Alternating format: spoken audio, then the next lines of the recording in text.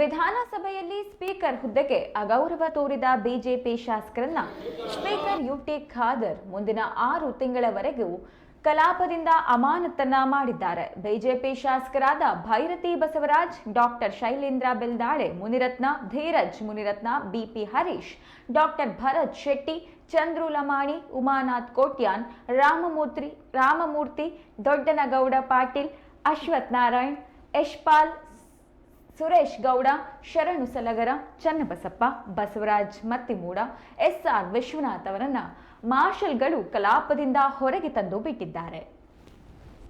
ನಿಮ್ಮ ಇಂದಿನ ಆಡಳಿತಕ್ಕೆ ಕಡೆಯದಾಗಿ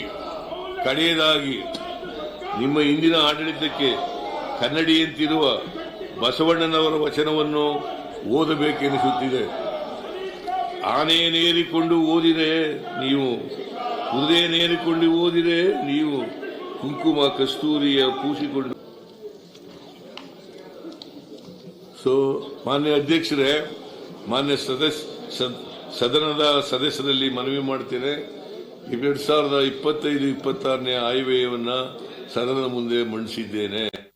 9,500 ಅಂತೇಳಿ ಬರುವ ಅಭಿಯಾಚನೆಗಳ ಖಾತೆಯಲ್ಲಿ ಹಾಗೂ ಬಂಡವಾಳ ಖಾತೆಯಲ್ಲಿ ಬೇಡಿಕೆಗಳ ಪಟ್ಟಿಯಲ್ಲಿ ನಮೂದಿಸಿದ ಮೊಬಲಿಗೆಗೆ ಮೀರದ ಮೊತ್ತವನ್ನು ಈ ಸಭೆಯು ಮಂಜೂರು ಮಾಡಬೇಕಾಗಿ ಬೇಡಬೇಕೆಂದು ಕೋರುತ್ತೇನೆ.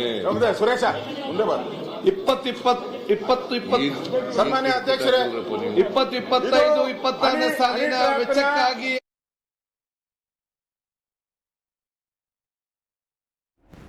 ರಾಜ್ಯ ರಾಜಕಾರಣದಲ್ಲಿ ಕೋಲಾಹಲ ಎಬ್ಬಿಸಿರುವ ಹನಿ ಟ್ರ್ಯಾಪ್ ಹಾಗೂ ಮುಸ್ಲಿಂ ಮೀಸಲಾತಿ ವಿಚಾರಗಳು ವಿಧಾನಸಭೆ ಕಲಾಪದಲ್ಲಿ ಗದ್ದಲಕ್ಕೆ ಎಡೆಮಾಡಿಕೊಟ್ಟಿತು.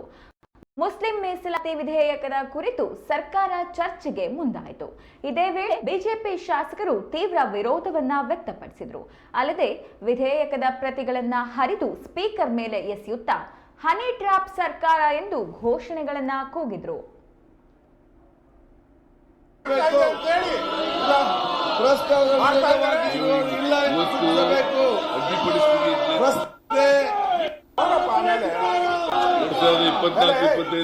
30ರಂದು ಕೊನೆಗೊಳ್ಳುವ ಆರ್ಥಿಕ ವರ್ಷದಲ್ಲಿ ಬರುವ ಪೂರಕ ಅಂದಾಜುಗಳ 3ನೇ ಹಾಗೂ ಅಂತಿಮ ಕಂತು ಅಭಿಯಾನಗಳ ದಿನಾಂಕ 1ರಿಂದ 5, 7, 14, 17, 25 ಸೇರಿದಂತೆ ಸಂದಾಯ ವೆಚ್ಚಗಳನ್ನು ಭರಿಸಲು ಸರ್ಕಾರಕ್ಕೆ ರಾಜ್ಯ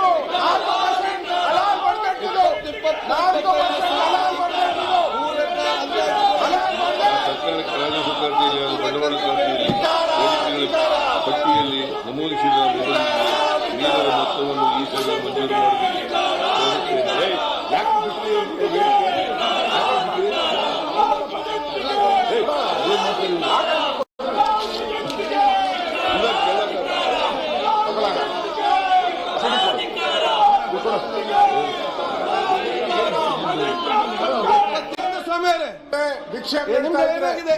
ನೀವು ಕೂತ್ಕೊಳ್ರಿ. ಸರ್ಕಾರ ಅಶೋಕ್ ಆ ಮಂತ್ರಿಯ ಮಾತನ್ನು ಕೇಳಿದೆ.